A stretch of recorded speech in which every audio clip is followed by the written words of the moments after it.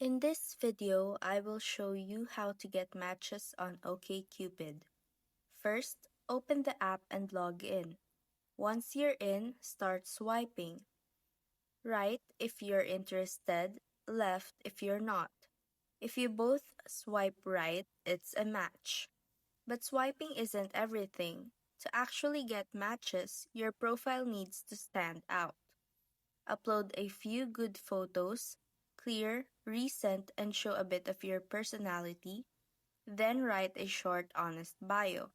You don't have to be super clever, just be real. Answering OkCupid's questions also helps. It makes your profile more complete and improves your match suggestions. And finally, stay active. The more you use the app, the more people see your profile. Don't just wait for matches. Like, message, and engage. And that's how to get matches on OkCupid.